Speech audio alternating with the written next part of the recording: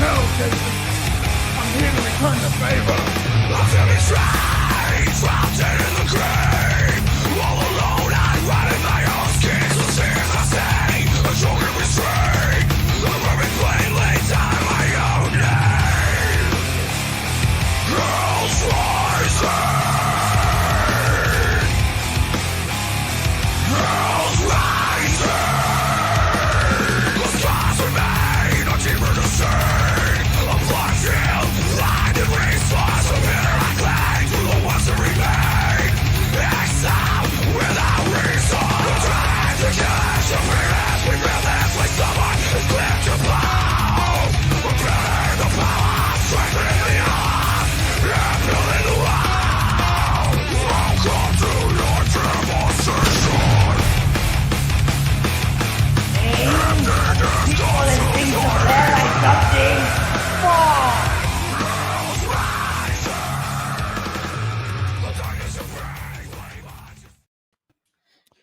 What is going on, everybody? It's been a couple weeks, but we are back. Episode 24, rocking and rolling. Guys, got the Gooch, got Paul here.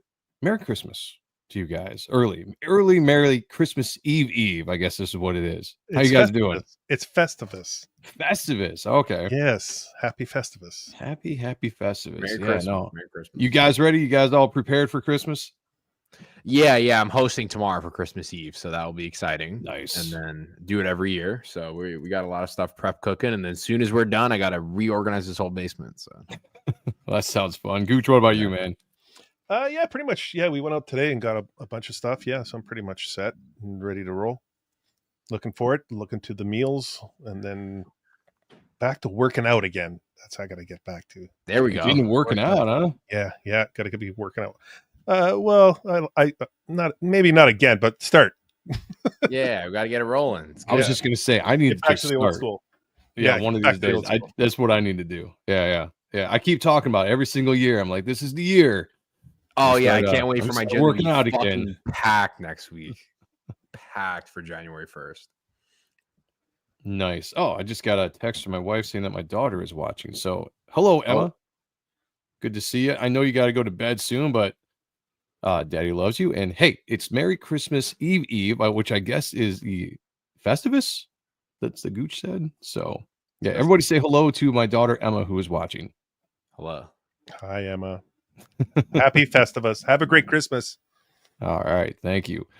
All right, so there was a couple things I was planning to do. Of course, I've been taking some time off from streaming in general because Reaper Destroyer is finally fulfilling everybody, and it is a daunting task, I have to say. Shout out to my wife, who is helping out quite a bit, and my mom, who is coming over and helping pack up packages and all that kind of stuff. It's a heck of a task, I have to say, but we got some out in the mail today. Going to put some more out tomorrow if the post office is open in the morning. And then we're going to take Christmas off, and I'll jump back onto it again after Christmas. But I decided, I was like, you know what? I forgot with all the commotion and busyness that this is the week of Christmas. And I'm like, you know, there is a specific Spawn issue that is like a Christmas special issue. It's the only one that I think of that they've ever done. And it's one of my favorite issues going back to when I was a teenager when it came out in the 90s. So I threw it into the chat. You guys all read it and stuff. And so I'm eager to see what you guys think of it. And we're going to jump into Spawn issue 39, which is, it's a one-off kind of through the eyes of people that in the Spawn world, like just normal people in the Spawn world. It's cool. I like how they did it. I'm pretty sure, I think this was written by Todd McFarlane. I have to look. Yeah. Was he still writing at this time? Yeah. Okay. Yeah. And, And, Capullo and McFarlane. Yeah, no, and I really dug it. But before we do, I'm gonna say hi to people that are jumping in the chat here. Again, guys, thank you for joining us tonight. I know a lot of people are streaming. It is Christmas week, so I appreciate you guys jumping in. But number one in the chat, number one in our hearts is Rick Saylor, member of the channel. Great to see you, brother. YSA, hail the chat and all that. Hail What to up, you, what my up? friend. Got Hail the Lore in the house as well. Hail and Merry Christmas. I like that. Pizza's in the house. Hello, Merry. Navidad. Oh, Navidad. Okay, all right. See, I can't spell. I can't read either. It's a hindrance. Looking back at this, I totally forgot that. I honestly thought it was Todd McFarlane drawing it. Like Greg Capullo changed his artwork so much from this to now. Like it just took me to say that. I had to like double check. I was like, because Well, I know he Todd went, inks it. yeah, yeah. He went It's from Todd. Copying like Jim Lee, like trying to do that X-Men like Jim Lee, not copying, but trying to do that Jim Lee style, to the Todd McFarlane style, to yeah. Okay, so Like this is Todd's, like the faces. That's how he Yeah. draws Sam and Twitch Yeah. and all of them. You know. Yeah. so this is Greg Capullo on art. So what happened was, when he decided to step back, he brought Greg on, and Greg primarily took over and did a lot of storytelling, all the pencils. And Tom McFarlane came in and started doing the inking chores. Now, if you know Tom McFarlane, we all know that he takes a lot of liberties with inking, right? So a lot of the finished product is very much his finishes over Greg's pencils, was early on. But the storytelling, the layouts, all that stuff was all Greg Capullo. And I think that's why for a while in the 90s, you saw that it showed art duties were Tom McFarlane and Greg Capullo. They didn't separate Tom McFarlane to being the inker until like quite a bit later, like into the 40s, I think, or something like that. And I can't remember, like, so this is the cover, which I always thought was a really awesome cover. Like, Yeah, it's awesome. Just a I wonder if it badass has cover. Wasn't there a team up with Spawn? I want to say there's a team up with him, and I want to say Spider-Man, but I could be totally wrong. But like for a I'm Christmas pretty thing, sure they never did Spider-Man. That's the one thing I think that they're gonna do. They wanted to They do need to. Spider-Man's one.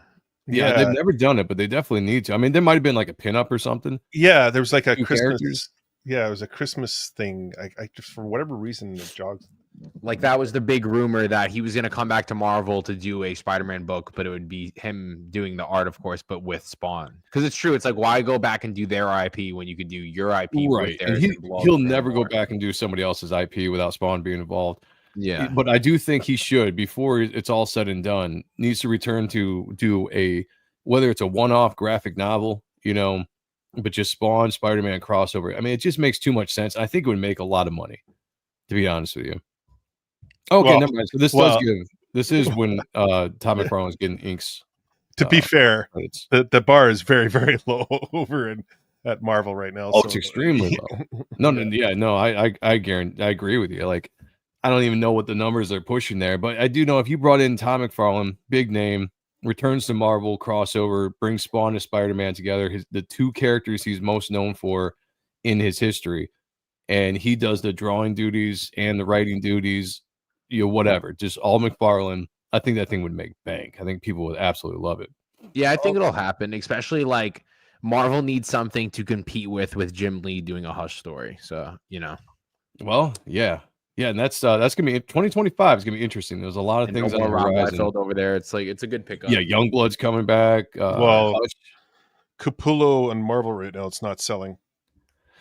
It's not doing very well. And we talked about it before. It's just like it was a horrible choice, a horrible outing. It's a bad story. The Wolverine Revenge, bad idea. Just all around. Whoever greenlit that idea.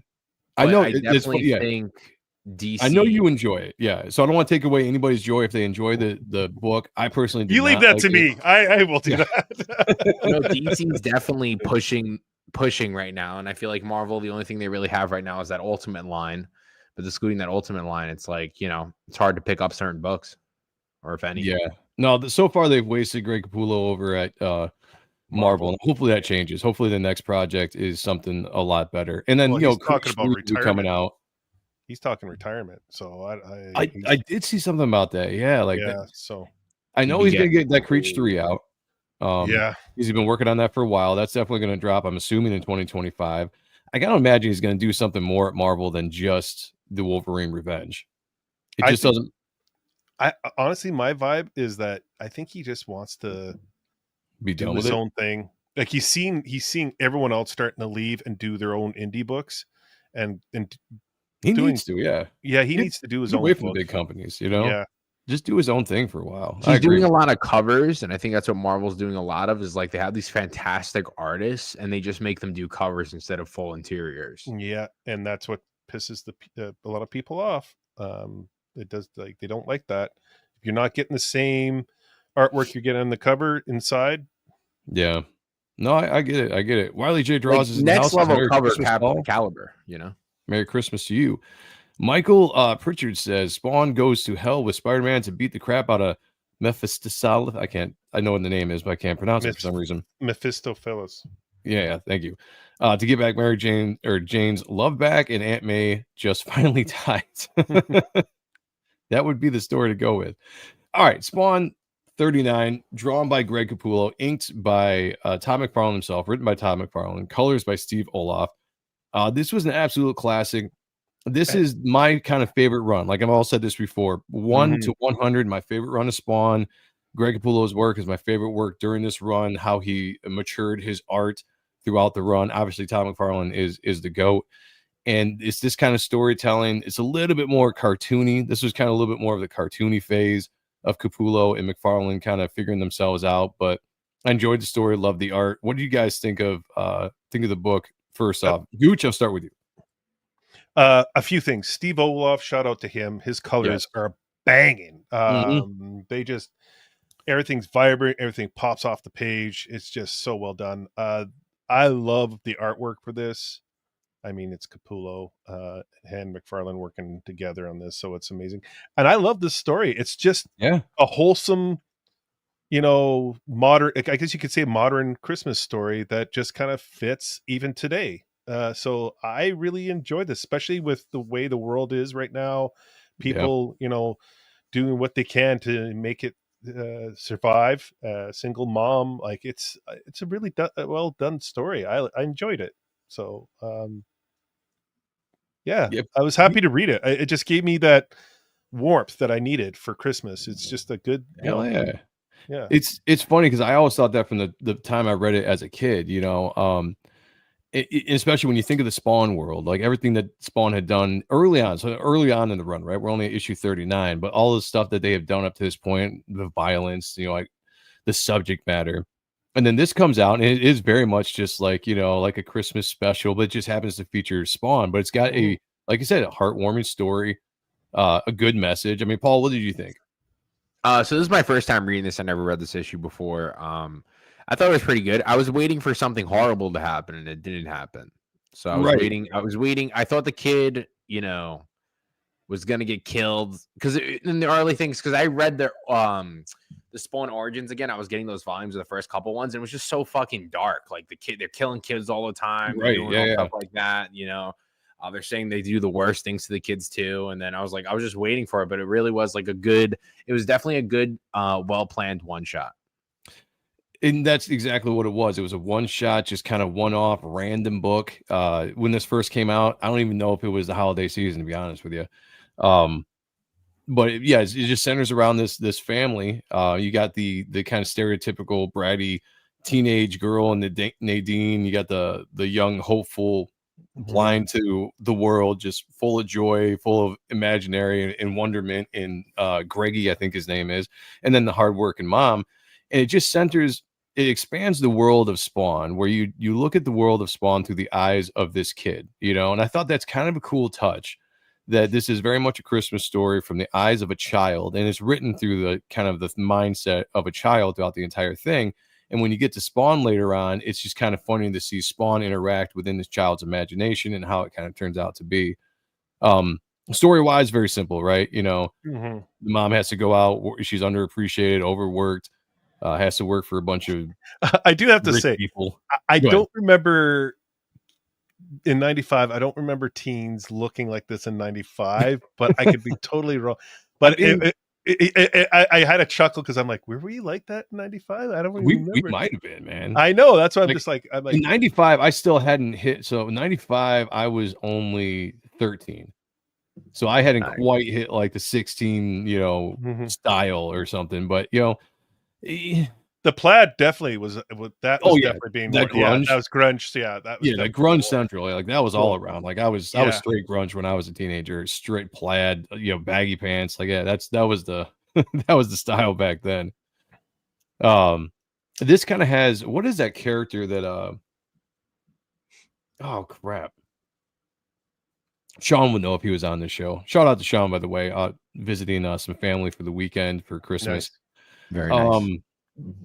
Oh crap! What is that character? Is a famous character in the '90s? No, fucking never mind. I'll Okay, think of it later. keep going. Famous character in the 90s. It's a famous character, boy. independent book. It looked just like this, like the haircut.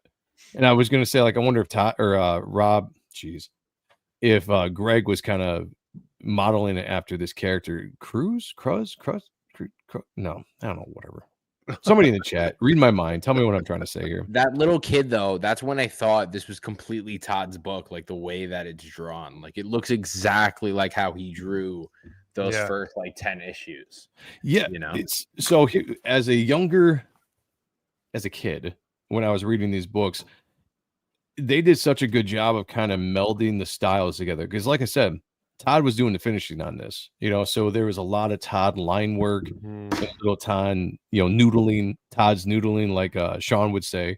And then you got Greg's kind of storytelling underneath and all that kind of stuff. So they made a really good team until he kind of started letting Greg really take over quite a bit. But it kept that feel. And I think that's what I loved about the book so much, is even though Todd was off it, it still kept that feel of like early Spawn, because Todd was always kind of cartoony.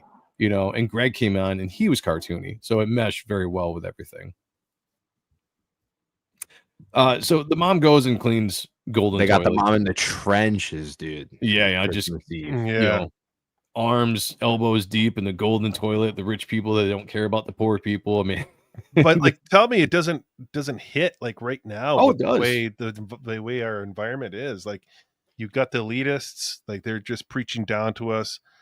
Telling us exactly who to vote for and stuff like that, and now we're trying to rise like the low income and the middle class that's pretty much being wiped out right now, trying to make it day by day and doing all the grunt work. And yeah, man, I just, this book really hit me today. I was just like, oh shit, this is and I did read this book before, and I was just like, oh man, I forgot about this. It's such a great book. It was funny because I hadn't read it in years, so I went back and read it again just to get up to date for the show itself tonight. And it is funny, like it does touch on a lot of things that are relevant today, but when you think about it, it's like the same things are relevant in 95 or 90, whatever this year came, whenever this came out. 95, yeah, it was 90. Okay, when this came out in 95, it was still pretty relevant to that time as well. Like the classes, the rich, the poor, those that have, those that don't have, and it's cool to kind of see the struggle here of this family and the mom that is a single mom going out working hard, doing whatever she can to provide for her kids to make a good Christmas. And it was just, Todd really kind of hit it. Like people complain about Todd's writing sometimes, and I get it, but there are some things that Todd does I think really lands, and I enjoyed this story. By the way, Wiley J. Draws really said it's Boof and Crew's crew. I think that's what it was. I think that's what I'm thinking of. So thank you. If anybody knows that character, that's what that hair looks like with the teenager. The thing about Todd with his writing is that he would try to push it with his writing, and I think that's what a lot of people challenged him on, because he was not afraid to go in those pockets that you were told never to go into as a writer for comics. Because again, this is 95. We still had the Code of Authority.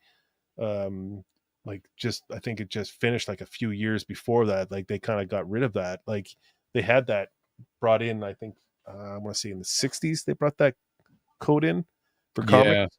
Yeah. And then I think they got rid of it again in the 90s. Because like he went into, I think Marvel still carried it through a lot of the 90s. They might have. Yeah, they still carried it through most of the 90s. But he went into there's some things that he, may or may not have done well or to the best of his ability at that time. But he went into some dark places that people were just not ready to accept. I think that's why people pushed on his writing. I mean, and a lot of it still even the early stuff. That's why I thought it too. It's like it's still like insane what he's writing about compared to even what's out now. Like it's definitely pushing the pace. It makes you feel that's what he's trying to go for. Well, that's why I love it. That's one of the things I say about the 90s I always admire. Like the 90s was a very experimental time for comic books when it came to pushing the envelope, especially when Image Comics came around and they challenged the status quo of the Marvels and the DCs and the comic code and all that. And you started seeing a lot more of the more mature storylines, the sexuality in comics, exploded as well. And it all really stemmed from the independent scene, but Image made it popular. Guys like Todd McFarlane, even Eric Larson early on with the Savage Dragon really pushed a lot of limits of storytelling in the places where comics went. And I think that struck with us, right? At that certain age, it really hit with a lot of the readers, specifically me as a young teenager into mid-teens, seeing stuff like this that made comics cool. Like, I always liked comics, but now I'm reading stuff that was a little bit more mature that you sometimes would read and you're like, should I be reading this? I don't know. Yeah. But my parents are not paying attention to it, so great, let's go. Like, I was all about it. That was one of those comics you kind of had out, but you kind of under a few comics because you knew where it was. And I had a couple of those, especially Savage Dragon. I mean, I went back and I was looking at some of the old books for Savage Dragon the other day, and I remembered, but I kind of forgot how sexualized those early books were with a lot of the depiction of the love scenes and stuff. And I was like, oh yeah, that's right. Now I remember what I was thinking when I was 14. Said they didn't get rid of the code until the late 2000s. I thought it was like in the 90s, but okay, well that makes sense. I thought it was through the 90s, but I wasn't quite sure. Michael Pritchard said, but honestly, it's a tale as old as time. Serfs, paupers, class separation, Christmas Carol isms definitely hit those beats in this comic. Yeah, you can definitely tell it when you read this comic. I mean, it really hits all that stuff. Like I said, it's a Christmas special. It's just a Spawn Christmas special. I like how it hits the notes with like the VHS tape. Yes. Throwback to that. But it hits the notes of just, Rudolph the Red-Nosed Reindeer. He's just fantasizing, this moment of actually meeting Santa Claus. Yeah. And his hero is Rudolph. And he's just really excited because he's so naive to the world. Is like he's just going into that. As a little boy, we always fantasize about being like Han Solo or right, like Spider-Man, Darth Vader. Like Darth. Yeah, I know. I love Darth Vader. I was Darth Vader. And I love how early Image too. It's like everything's like copyright infringement. Like that's from the classic drawn the same way. As like the classic stories. I forgot what the company's exactly called, but you know what I mean. Oh, Rankin Bass. Yeah. I think it's like word for word. Of the actual movie for sure. I'd have to go back and watch it again, but I'm pretty sure it's word for word. I was just like, oh damn, like the Rankin Bass, they just did it for word for word. Yeah, that's the stop motion that they did for that. But it's funny in this scene. So his older sister wanted earlier in the book. She was kind of upset because she has to stay home and watch her younger brother. She wanted to go to this Christmas party or whatever. Meet Brad. She gets a call right here from one of her friends saying, some boy's going to be there. She's asking about her and all this kind of stuff. So she throws in Rudolph the Red-Nosed Reindeer and leaves him alone. All the while just kind of complaining that he's too babied. I don't know how old he is. It's the funny thing is like he's 5. Yeah. He's 5. So he's 5 years old. I missed that. He's 5 years old and she's still like complaining like he's too babied and she's just going to leave him alone in New York City and probably not the best part of town to go Harlem. to this party. It's on Harlem, which in the 90s was which was not good. It was not good. But he's so oblivious to it. He's just watching this movie by himself at night, just doing his thing. And it was kind of funny to see the reason why I thought this story works so well is you're seeing just the innocent aspect of this character in this dark world, right? So we know the Spawn world being dark, demons, angels, monsters, kids being killed, like all this kind of stuff. But this innocence really shines through in this moment. And like you said, Paul, you're reading this book. He's all alone. You're thinking maybe something bad's going to happen. Every page turn, every 2 page turns, you're like, oh shit, like here it is. Here's where he gets a popsicle shoved through his fucking eyes right now. You know what I mean? Like, and I was like waiting for it, and it's not happening the whole book, which was good. And I guess that is a good point of storytelling that you're thinking this is going to happen. You're thinking it's going to happen. And it doesn't happen. You're thinking Billy Kincaid or something. Rubbing in his fucking eyes and ass or something. You know what I mean? Yeah, like some crazy shit, dude. Like, and I'm just like, oh, this is nice, dude. Yeah. I gotta say, a shout out to Greg and Todd on the art duties here. They really did a fantastic job of showing the young innocence of this kid. So this shot right here, I love that you get the lighting from the TV. Mm-hmm. I just like, man, so it's really good. What's great about this too, I mean, like this is the kind of look that I see even in my daughter when she sleeps. When you go in the room, just make sure she's all right, and you're just watching your kid sleep.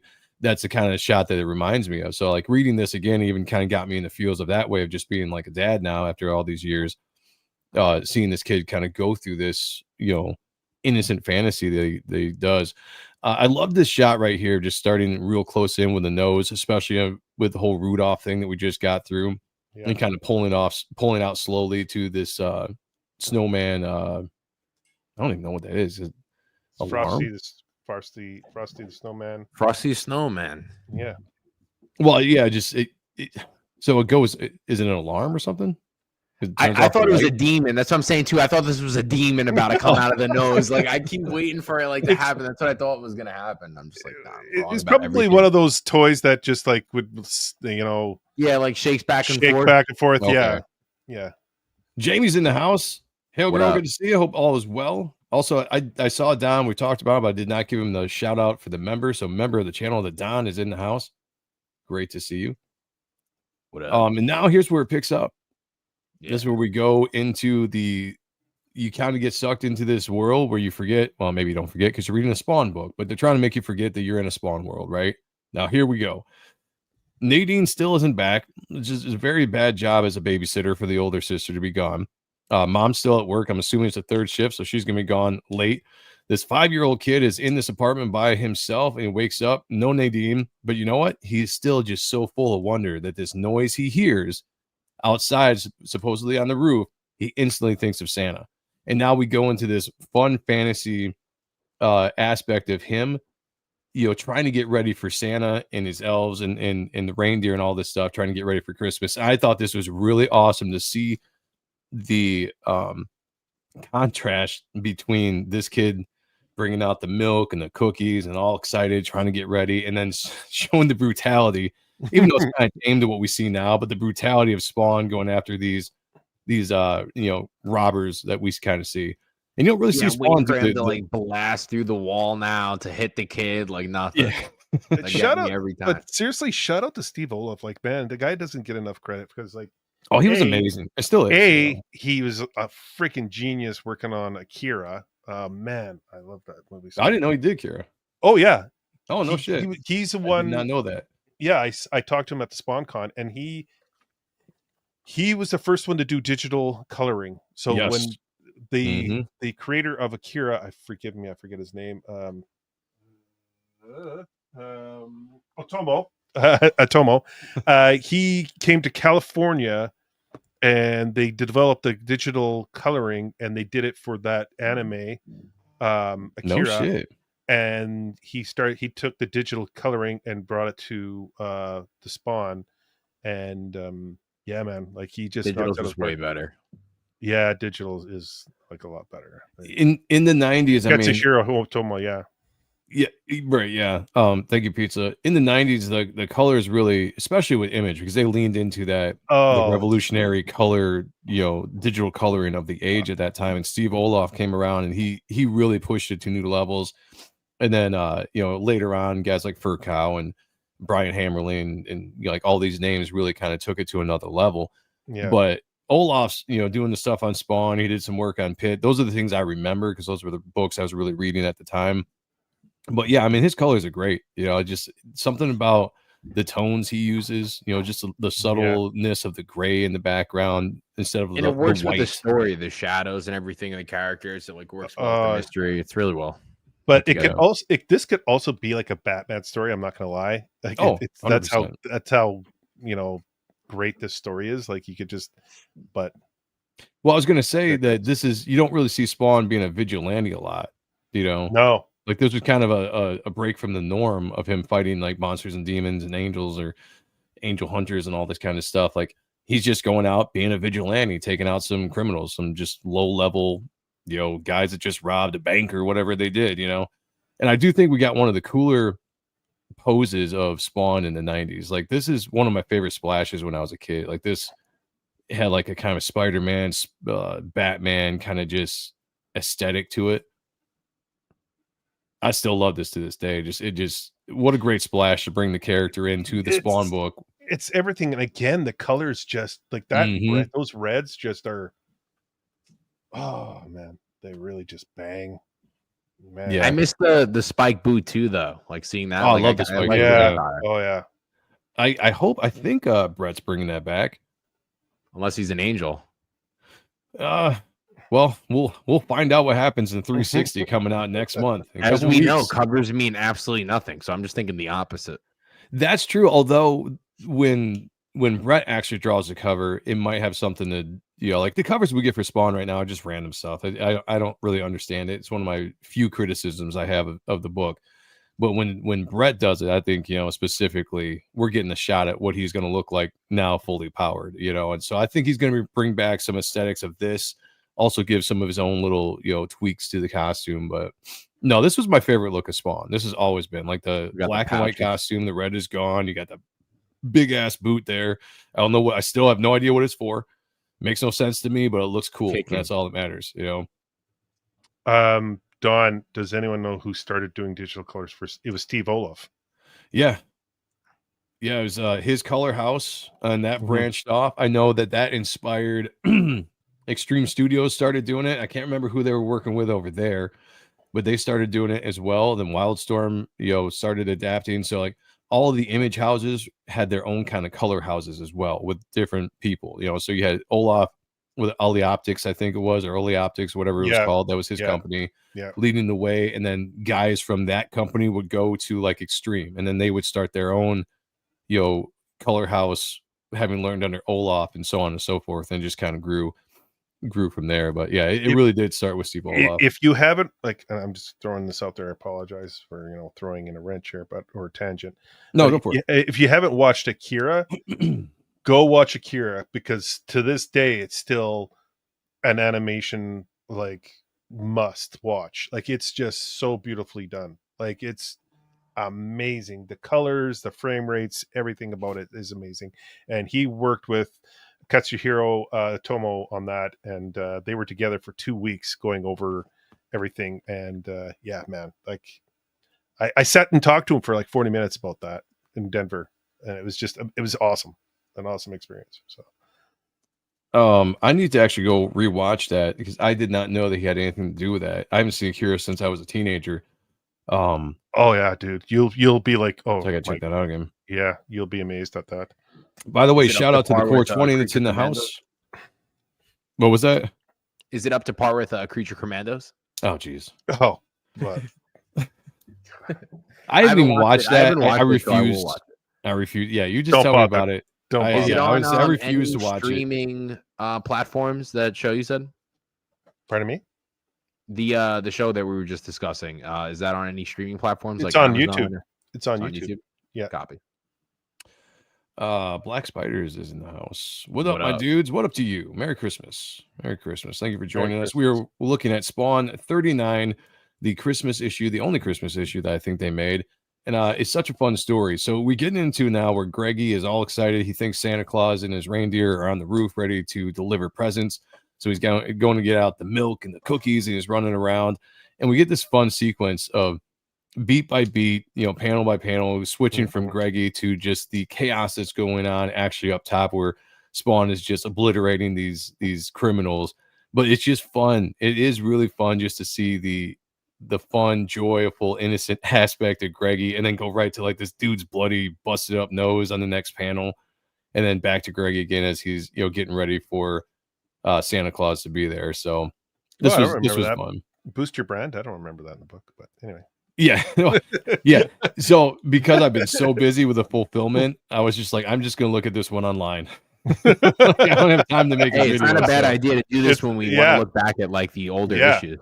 Yeah, because really, I mean, I've got them, but I would have to pull everything out and find the issues, or I've got the omnibuses and all that kind of stuff. But this actually really isn't bad. This site really great. Has a lot. I definitely think this is something we should continue. Like those big issues, go back and look, and we can easily scan through this. This is great streaming. Yeah, the old issues, I could probably do this more often than the newer stuff. But yeah, I'm down to do that. This is it. Not bad at all. So it's funny because one of the guys gets knocked down. He looks out the window and he's like, "Yo, it's Santa's helper."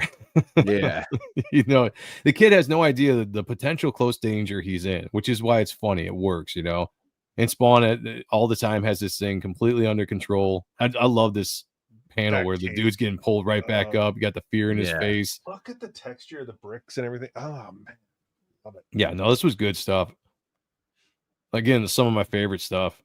The only complaint I have is this kid is hearing all the thumping and stuff, you know, but then he opens up on Spawn, blasts 3 times at least, and the kid never it never registers that there might be He's in Harlem. It's probably Yeah. he hears it every day, probably. Yeah.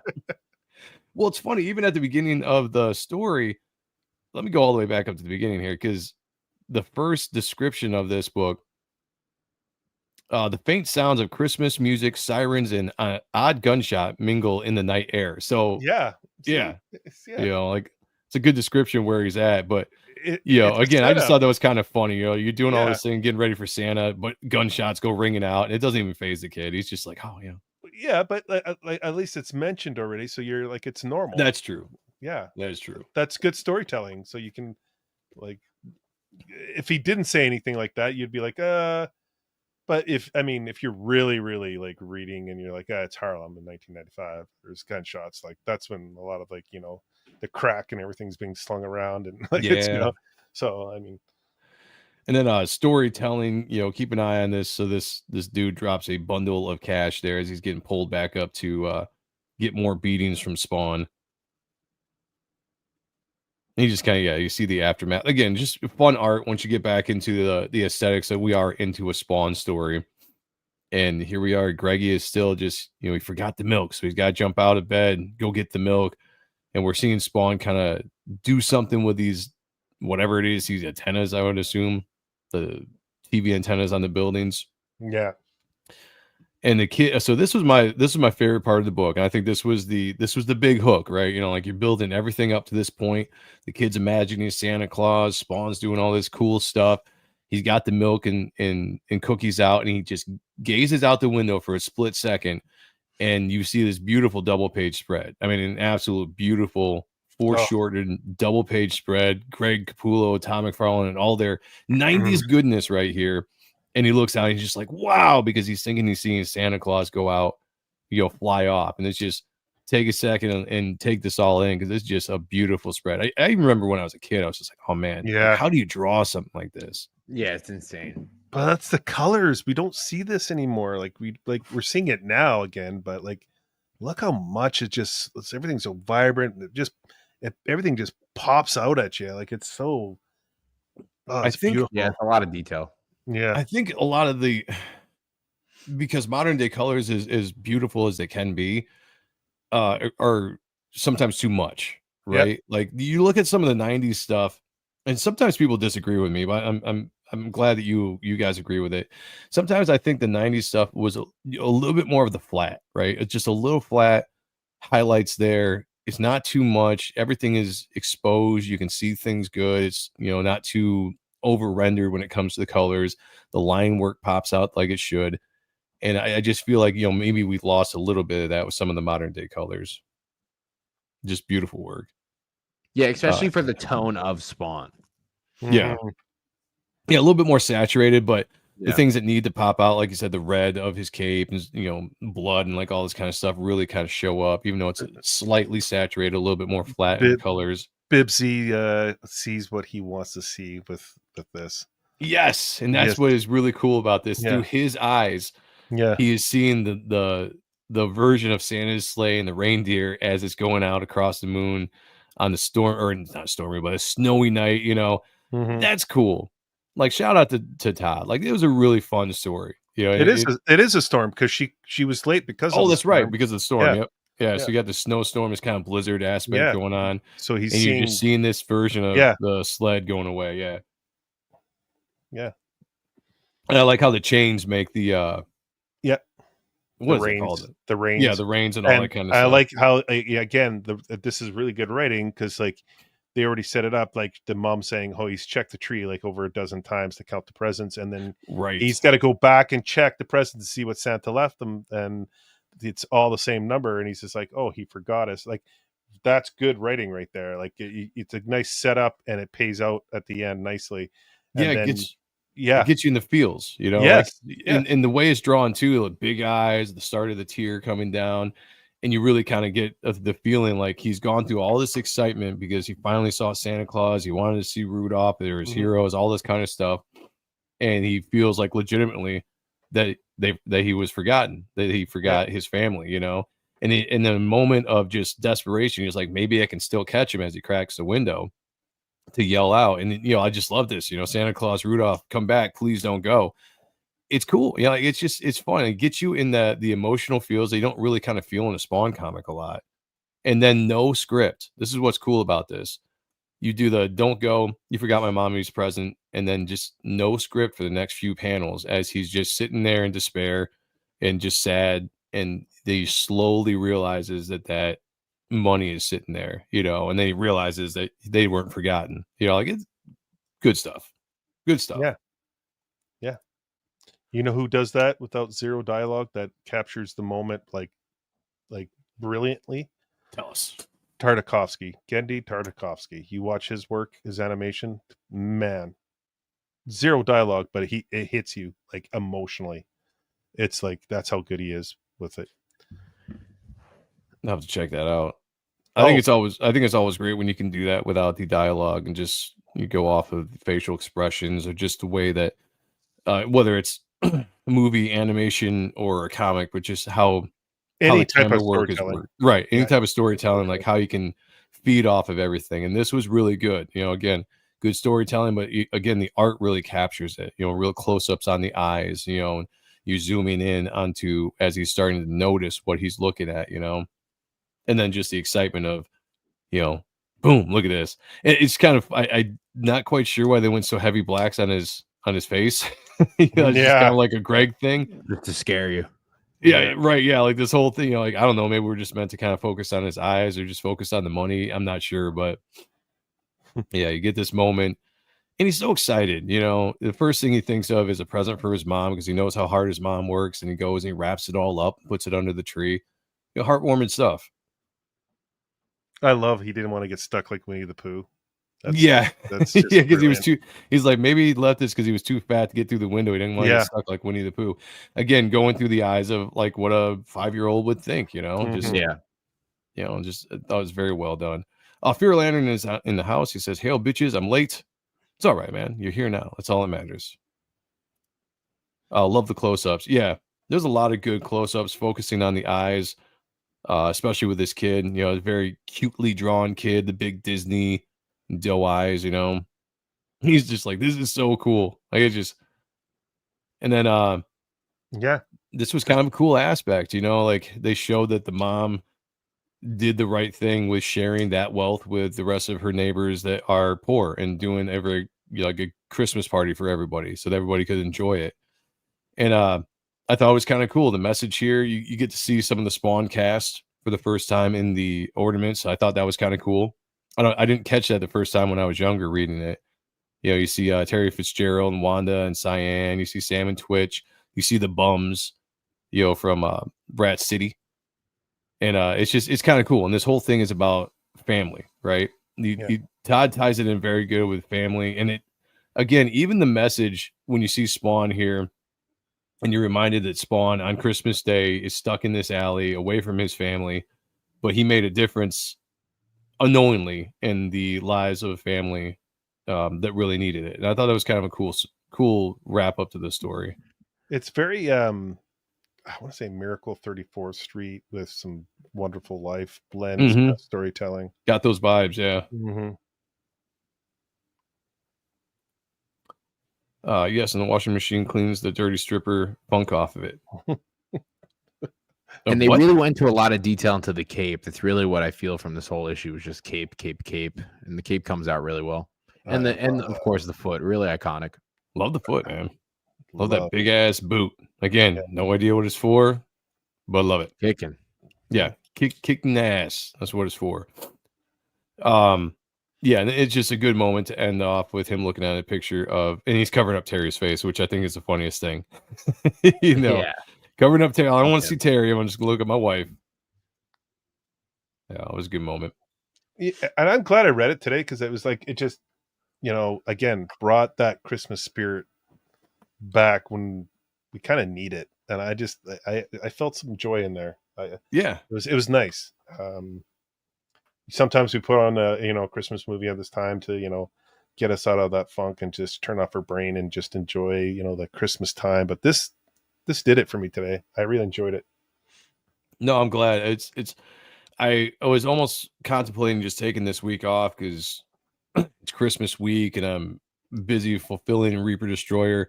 And it dawned on me, I was like, man, how can we not look at this issue and take the opportunity to look at this issue with this show, knowing that it's out there, and I don't know how many people actually remember this or read it because it's just, again, it's a one-off, has nothing to do with the greater storylines or anything like that. And I think it's kind of easy sometimes just forget about this issue, but I remember it because I just thought it was a cool story, and I used to love the art, and the cover is one of my favorite Spawn covers of all time. Hell yeah. I'm probably going to read this every Christmas now just because I enjoyed it. Yeah. I'm not going to lie. It's just it was just like, oh, this is great. Yeah, this is awesome. Yeah, that cover just always got me from the moment I saw it as a kid. I was like, that's just the white. I mean, it's not even a fully white background. It's kind of like a dirty white background. Again, shout out to Steve Olaf. And just a Spawn with the Santa hat and the trail of blood in the bag. It's a badass cover. Good story, badass cover. What would you guys rate this as far as just a one-off book? I mean, oh man, 7. 7. It's a little lower than I thought you were going to say. I would 7 just because it was. I wanted some more Spawn. That's just me. Great storytelling. Great storytelling though, all around. And I'm giving it a 7, comparing it to what we're also reading now, which I think is like the Spawn is insane detail now. I feel like the Spawn isn't insane detail with these. They do more inks, I would say, rely on, or shadows. So I don't know. Just comparing it to new stuff. I'm going 9.5 because the setups and the payoffs were great. Yeah. And the colors were just banging, and the artwork is incredible. I thought the story was great. It just hit me because of the time we're in, how everyone's kind of financially struggling. We're seeing it everywhere. We're like politically, everything is like a mess. I don't know. I just, to me, this really hit me, and 9.5 for sure. Easy. I didn't need to see Spawn because it's through the eyes of a little kid, and I think we need to go back to that. I think that's what we saw again, and I don't mean to be political in this, but like we saw that with the election, with everything going red, saying we're tired of all the BS. We want to get back to the normal, basic lifestyles of just family. That's what we want, and I think this did it for me. So yeah, I'm gonna go 10. And the reason why I say that is kind of play off of what the Gooch is saying. Yeah. Because this was a one-off book, it was a standalone book, and it was all about the vibe of the story, Yeah. And I don't judge it against other Spawn books, so to speak, or anything that was coming at that point in time, because it was a one and done. And the way that it was told was very well done. And I appreciate it now even more than I appreciated when I was a kid, because I can read it now with a different perspective. Especially being a dad, I think that it hit me a little bit more now that I was reading it and watching it through the eyes of a kid. When I've got a 5-year-old right now myself, so watching her see the world through her eyes, and just the joy and excitement of Christmas and all this other stuff through her eyes, it just kind of it hit different, when I was reading this issue. And then to add on the cool aspect that you still got that little bit of fun Spawn stuff. It wasn't just like this full warm-hearted book. You did get a lot of fun Spawn stuff in there, some really great splash pages. Again, the art was fantastic. I love the colors. The double page spread was amazing. It's still one of my favorites to this day. That splash page of him jumping from the roof, that pose that Greg put him in, very Spider-Man, Batman-esque feeling. And so yeah, I think as a standalone book, they nailed it. The story was great, everything around it was great. And so I'm a meatball. I got no problem to say 10 out of 10 with this book. I'll go full on meatball, Spawn ball, whatever you want to call it. I'm with you on that one. Yeah, I see what you guys mean. I just compare it to what I'm reading now, and I feel like I just think the Spawn stuff's better now. So no, I mean, for sure. I mean, like, but I get what you're saying, But again, I think you got to take this as a different perspective than what we're getting. Like you're getting it through the eyes of a child Yeah. from Yeah, Christmas. yeah, This is okay. This is a one-off. So if this was leading into another storyline, Right. like a Spawn storyline, then I would say, yeah, you're probably right, a 7 out of 10. But because it's just like a Christmas special kind of comic, I mean, to Like me, if I was in the comic store and like I picked up this book, right? And the cover's badass, but excluding the cover, and I go through the first 4 pages, I would be like, am I gonna get this? You know what I mean? That's just how I feel. No, I get you on that. I absolutely, like I Yep. said, Yep. it's probably a different perspective now reading back because this issue is what, 20 some odd years old by now, 30. 25 years, 30 years old by now, you know? Yeah. Oh yeah, damn shit. Time flies. Good Lord. And at the time, I don't know, I was still young enough to just love everything that was coming out. So I didn't really think too much about it, but I get what you're saying, Paul, for sure. Because I'm switching up how I like get certain books now too. Because I was picking up a lot of stuff, and now I'm like actually being more picky. And I really look at the first couple of pages, and if the first couple of pages don't like drag me into something, I get it. I'm saying I'd rather watch a TV show. You know? Mhm. Yep. Ja Rose in the house. Great to see you, brother. I also saw who else jumped in. Sheldon Martin, member of the channel as well. Thank you for being here. But Ja Rose says, "Merry Christmas, everyone." Hail the chat. Top 5 Christmas comics. Are you saying this is a top 5 Christmas comic, or you're asking for a top 5? I think This would definitely be in my top 5. I only have he's stating it's this one and the Lobo Christmas special. Oh, I thought you were gonna say Spider-Man. Where I have the Lobo one. They have a new Ultimate Spider-Man one. Mhm. I haven't seen any of the new ones. I can't think of any. Maybe if I thought hard, I don't know. What do you guys think? Those are the only 2 that I can even really think of. That and the Lobo one. They're doing a lot of stuff recently, like with more crossovers with like Santa and stuff. I think it's more of a recent thing. I really couldn't think of anything that is like this, even in DC or Marvel around this time. Yeah. They did do Batman. David Finch did the work for it. I want to say in 2018, 2017. 18. Okay. Similar. I don't want to say storyline, but similar vibe to it. And I like that one, but it doesn't. This one just, I don't know. This is a top 3 for me, for crying out loud. Yeah, I couldn't think of another Christmas book. Like that's what I thought too. Like I was in the comic store a couple days ago picking up some last minute gifts, and I was like, and I saw a lot of the Christmas books, and I personally didn't even want to look at them. I was just like, I don't need to see Batman with fucking Santa Claus. Well, there was Amazing Spider-Man where he got, and I think McFarlane actually worked on that one too, where they got evicted. Oh, that was McFarlane. Yeah. Forgot about that. Yeah, that was a good one as well. Sheldon Martin said Cyberforce had a Christmas issue. I remember liking it. I think it had something to do with saving a baby. I don't remember that, honestly. I'm gonna have to go check that out. Usually I remember all of Cyberforce's stuff. Yeah, the biggest thing I liked about this, and I've seen this kind of trope used in TV shows before, where you have a one-off episode where you see the world through the eyes of an obscure character that exists in that world, you know, and you follow the story through their beats, and then the stars of that show or whatever make their way into their story, and you see it from their perspective without, you know. And I like that Todd took that way of doing this, you know, specifically through the eyes of the kid. It's a cool storytelling beat. You don't see it all the time, but when it's done right, I think it lands really good, especially when you fit it into something so crazy and weird like Spawn, you know. I know when it came to like the holidays, DC was like always on top of it with DC or holiday specials. They've been doing it for decades, and they have some good little nuggets in there. They have one now that's like, I know that people are enjoying, and it's drawn pretty well. It's like Silent Night or something, but I just didn't. I don't know. I don't need to see Krampus fighting Krampus. I've seen too many of it. Yeah. Purelander says, all I want for Christmas is for my wife to gain mystic mutant powers. Okay. All right. Nice. I hope that happens for you, man. Wish upon an alien star. Yeah. Maybe you'll get that. No, yeah, like I really enjoyed that book. That was fun to kind of go down memory lane. Yeah, and you know, I'm glad you guys like this. I like this too. Anytime we do like we should do issues of Spawn, I'll just bring this up. We should do 50, 100, 150, 200. We need to do some of the milestone books, right? and kind of go over. I mean, we should do issue 150, 100. I mean, even 25 is good. With Silvestri came on and did Art Shores on that and just did a fantastic job. Which issue? 25. Okay. That was the first appearance of God, what's his name?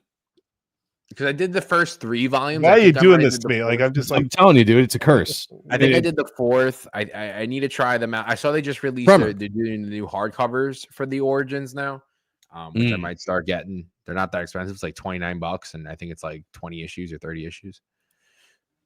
Yeah. I think it was the first introduction of Tremor. I think it was what the character was.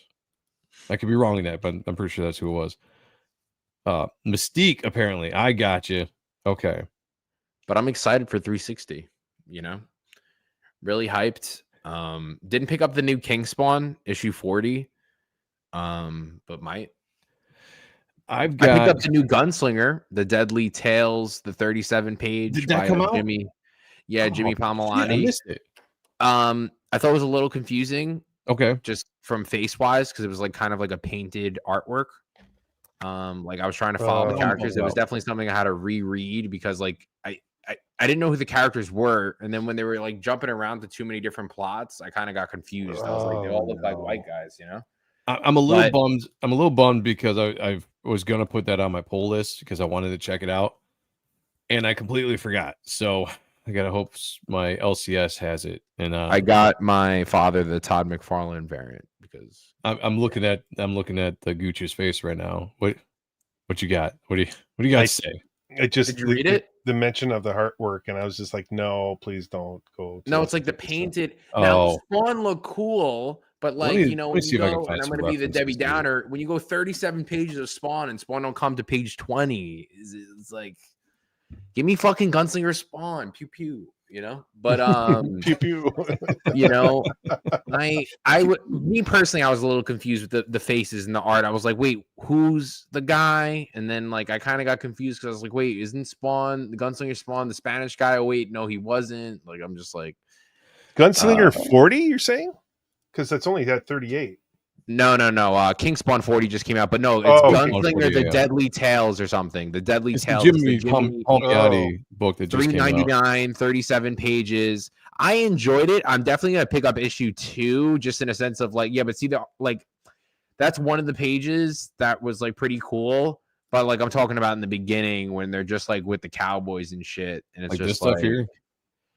Yeah, that's when they were like torturing him. It was like going to it, but it had a beginning. Okay, I see what you're saying. See what I mean? Yeah, I see what you're saying as far as the style goes. It almost looks like claymation for crying out loud. There you go, like something like that. But it was like more like there, like in the beginning when there's a lot of talking. I'm like, who's who? Yeah. Like that's the last 2 pages. Like you know what I mean? So it's like they advertised the last 4 pages of the book. But okay. Well, I mean, I'll definitely pick up issue 2. They're definitely, it's going to be an ongoing series. Like I'm not going to steer away just yet. I do like picking up the regular Gunslinger book. So, well, here's my philosophy on issue 1s. I've said this before. Paul, you brought it up. You pick up a book at the store. You want to flip through the first 4 pages and be brought in at least, right? Not be spoiled, because if I'm looking for page 10, I was like, all right, might as well put this shit down anyways. Right, exactly. And my philosophy with issue 1s is always to get you drawn into a story right off the bat. It was something that I picked up from reading a interview with Mark Silvestri, and he said his philosophy was the same way, and I kind of just aped his philosophy. But it's like, that splash page to page 4 or whatever, do something that's going to bring that new reader into some action or some kind of thing that just draws you right into the story, and then you can go into the story beats after that. But when you do these buildups, these slow buildups, they work in TV shows. I don't think they work very well in comics all the time. Give me something right off the bat. Let's go. They do work on TV shows if you're willing to sit it out. Right, exactly. Because that's the problem I'm having with Arrow right now too. It's like so long, starting these episodes. It's like crazy. I get like if you have a slow starting TV show, but it's intriguing enough with the way that the pacing is going and the mystery is kind of building or whatever, you can get pulled through it until the payoff at the end of the episode that really makes you want to watch episode 2. As long as It can work. as long as there's a payoff, because you look at It has to be a payoff. Yeah. if you look at Andor, like for example, very slow pacing. Oh, horrible. horrible editing. Yeah, horrible. Like, all in all, I thought that show was okay. And $60 million for season 2, the highest of all time, $250 million. Revenge of the Sith, I'm pretty sure, was $50 million, and that still CGI looks better than half the shit today. Yeah. But 260 is money laundering, dude. Season 2 is 300 and almost 400 million. Oh, it's 400 season. No, season altogether. Oh no, sorry. Dude, that's altogether, insane for altogether, a $9.99 app. Altogether for those, I think it's 365 million for those two. Wow. Fear Lantern. We have Gunslinger. We have King Spawn. We have Spawn. We have Salmon Twitch. We have Misery. We have Monolith. I said Salmon Twitch. Scorched. Salmon Twitch, maybe again. Let's just go with that. Rat City. Rat City. Don't buy Rat City. I don't Rat do Rat City. Rat City's still ongoing though. We're the haters. Yeah. A lot of people like it. King Spawn. They don't like it. Yeah, King Spawn. Tales of the Deadly Tales. Deadly Tales. That's 11. They're gonna do a She Spawn comic coming out soon. The Violator miniseries is going on right now. Violator miniseries is 13. That's insane when you start to think about. Damn. Yeah, they have a whole catalog, and I think they're gonna do more. Yeah, thank you, Don. Let's pick it up a lot. It's not great at all, Rat City. It's complete shit. It's not, and I think it's fair to say it's not good. Like this is a Spawn channel. We love Spawn here. We love the character. We love the mythos about it. But there's a book that comes out that it didn't resonate, and the book didn't resonate with any of us on the panel. Even the guys that aren't here. They like Sean, Zach, even Kayla. That's not really part of the show. I think every once in a while. Nobody loved that book. With it too. Say what? Like I wanted to resonate with it. It's too. Spawn. I did. I did. I don't want to sit there and take a Spawn book and shit on it, but it's gotta call it for what it is. Like when you get people that are activists trying to put their insert themselves into these characters.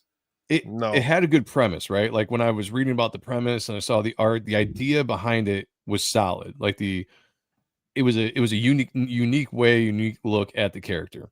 And so I had hope going into it, and I just didn't like it. It just didn't resonate. It didn't hit with me. And I went out and I was like, I bought 4 issues of it because I was that far behind, and I only read the first issue, and I never bought another issue. I haven't read the others.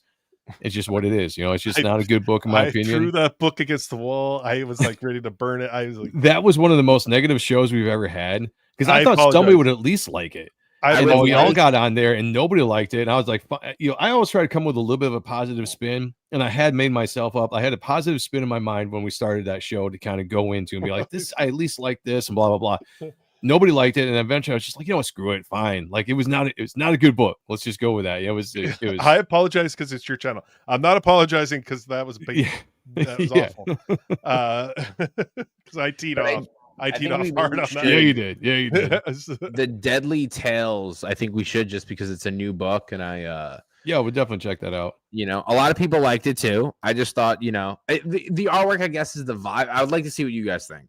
The artwork's not my favorite from just the previews. Now, I want to check it out. To the King Spawn thing that you guys right, were and like. the King Spawn is not my favorite either. Like colors wise, at least too.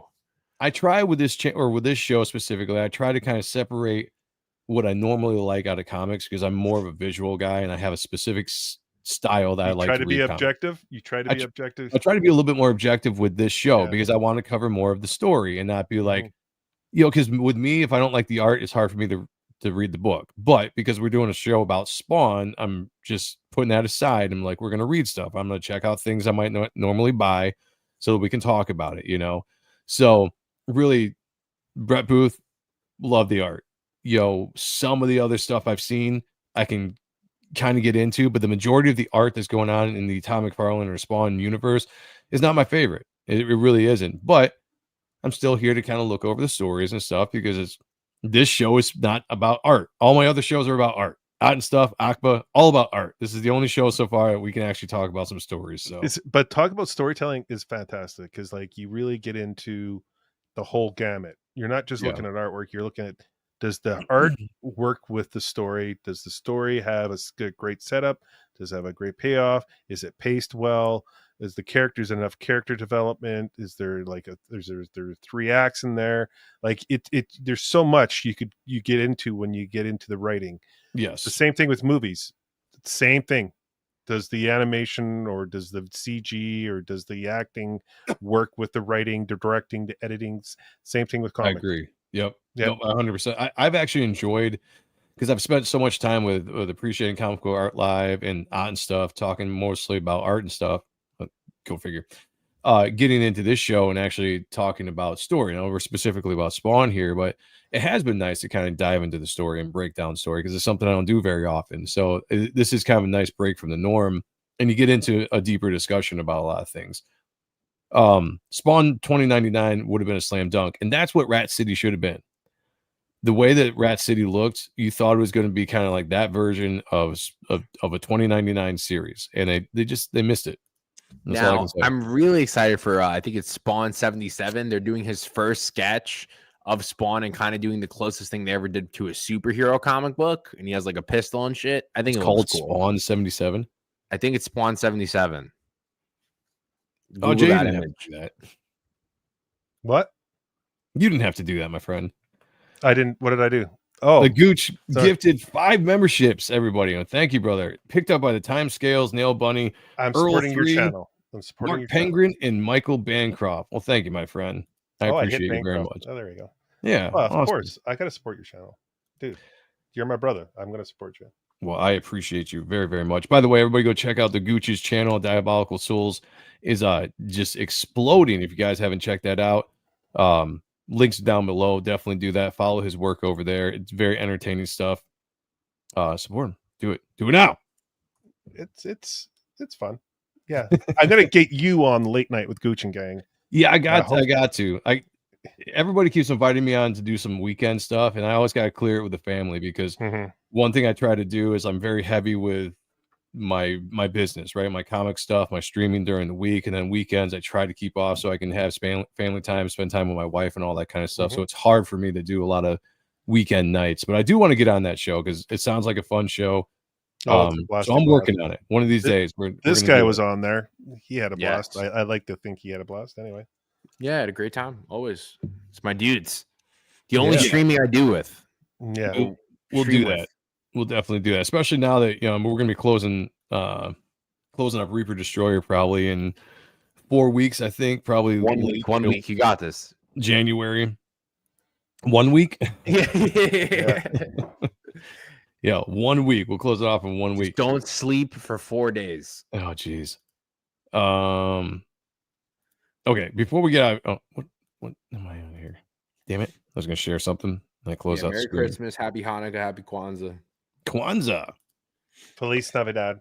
Yeah, Feliz Navidad. Happy Spawn Day. Happy Spawn Day. Happy Spawn. Whoa. Happy Spawnmas. Before we get out of here, we got Speaking of creators color, on. look at that. We got creators on the show. We got Project Naosis. Paul, how you doing with this? I know you just closed up a campaign. We just had our biggest campaign yet. We did over 4,400 raised on Kickstarter, and then most backers were 141. Shout out my team, my 9 successful Kickstarter, 2 successful Indiegogos. Now, as you wait until my next move, you can order all the books on projectnaosis.com. I had some orders a day ago. I shipped them all out this morning. When you order, I ship them out in 2 to 3 days, and then however long it takes from there. So you can get all of our single issues. You can get the awesome fucking trades. Single issues are $10, trades are $50, and you have a great time. Hell yeah. Looks awesome. Great. And talk about storytelling. Yeah, don't worry about pacing in this one. This one's a fucking wild ride. You guys want a great book? Read this. I got a few people that wanting. You got some sales, hopefully, from when we recommended it. I hope, because like a lot of people I know said they wanted to get your book. So yeah, I got some single issues. I don't know where it came from, but I got some more stuff. The website's been doing pretty good for me. You order on there. It's the best way to get it. No Kickstarter 10% fee. yeah, What the fuck's Visual Vibration? It's my publishing company, because you visually are vibrating from the comics. Everything is a vibration. yeah. Everything is a vibration. and it's aesthetically cool. It's fucking awesome, and there's fatalities. Oh That's yeah, all that matters. yeah. The link I just in the chat, everybody go check out this site right here. Because probably the link down below is now.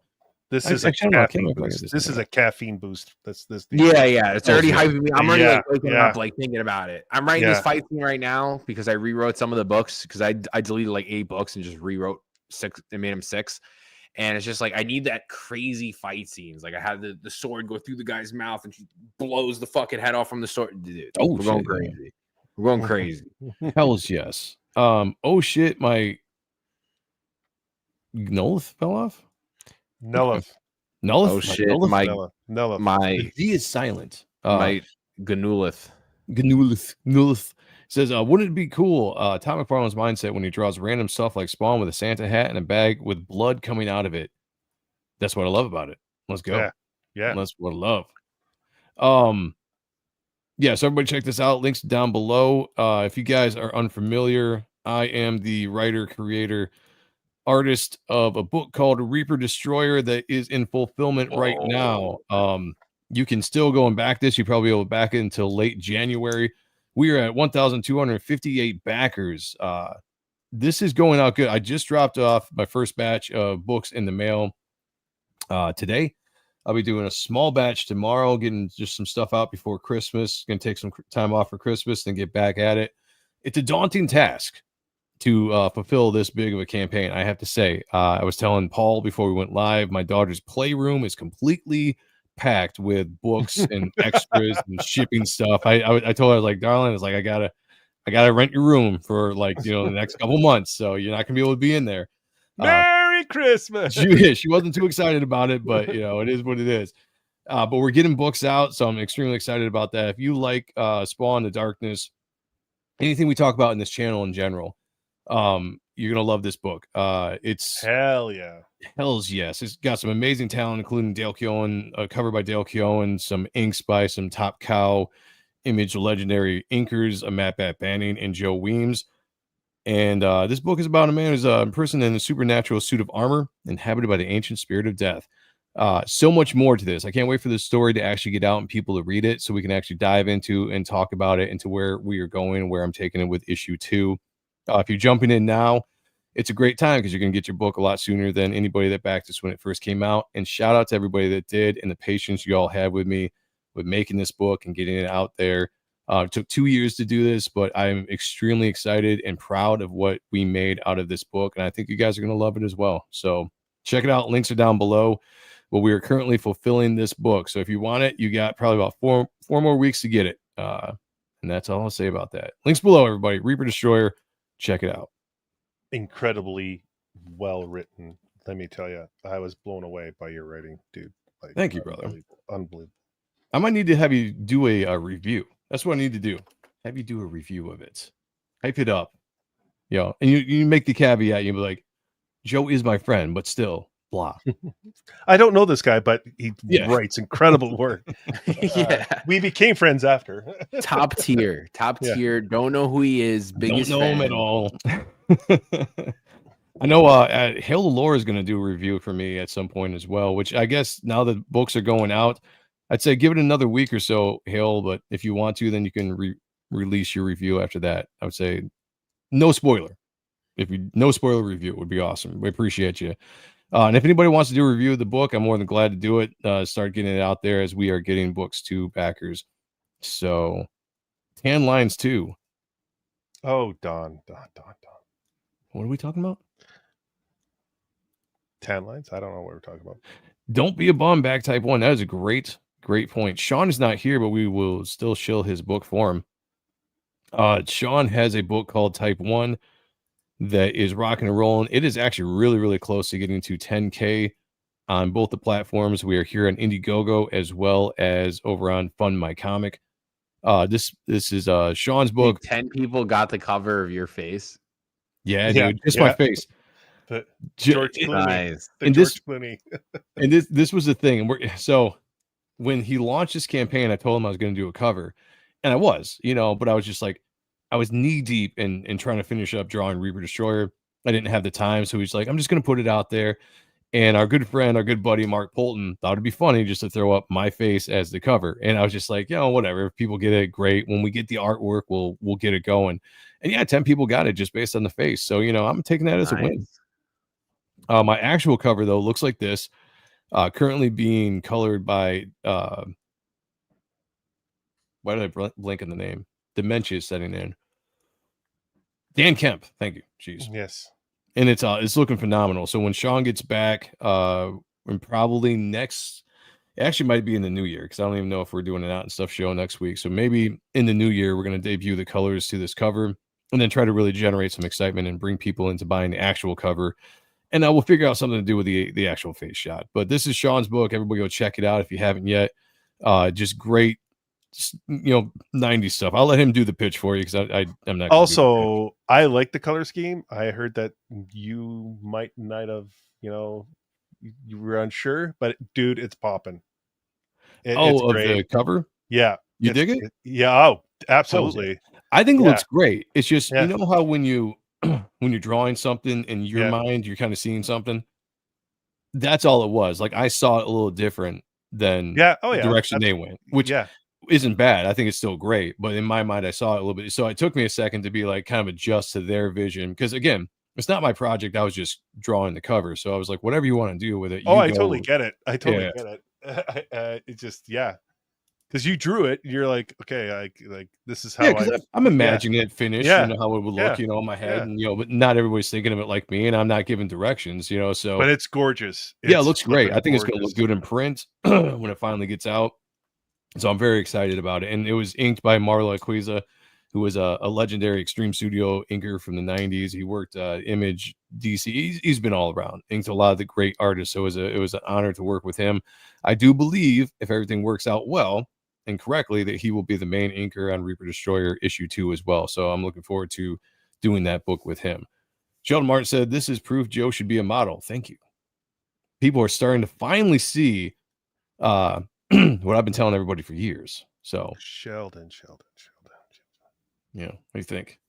That's all I gotta say. We need the Joe Sonntag photo cover graded. Sip harder, Don. Yeah, I like it. Hells yes. All right, guys, we're gonna get out of here. I probably won't see a lot of you. Maybe we're streaming next week. I don't know just yet. I got a lot of work going on with the fulfillment, so we're streaming. If I'm feeling good, we'll stream Monday. Deadly I'll Tales. let you all know. But I definitely won't see you all until Christmas. So Merry Christmas to the chat. God bless everybody and their families. And the time of the year, we got, look at Naosis, Project Naosis. Go do it. Go get it. Go sub to people's channels. You got the Gooch. You got Diabolical Soul Studios. Links are down below. Go sub there if you haven't yet. You got some great content over there. You're just blowing up. Over 20,000 subscribers over there. Just amazing stuff. Right, Gooch? Tell us. Of course, Don. Nothing but love, brother. I know that. I'm just having fun over there, hanging out with friends. Gonna get this guy over here on the late night show. And if you're up for, look at Nadia showing up. There she is. What's up, Nadia? Hola. Yeah. Hi, Nadia. We're just having fun over there. Just talking about pop culture, and then there's the animation blog from Tuesday to Thursday, and then there's going to be another new show coming up in the very near future. So go check it out. It's a lot of fun. Hell yeah. So all right, everybody. We're gonna get out of here. Merry Christmas to everyone. Be safe. Take care of each other. Take care, everyone. Have a great Christmas. Stay Gucci. As always, picture me naked. Talk to you all later. Where the hell's my outro? Peace. What the hell are you? Spawn.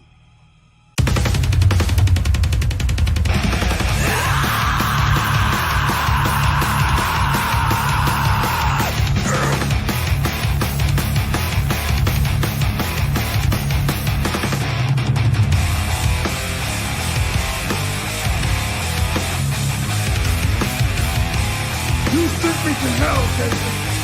I'm here to return the favor. I feel betrayed, drowned in the grave.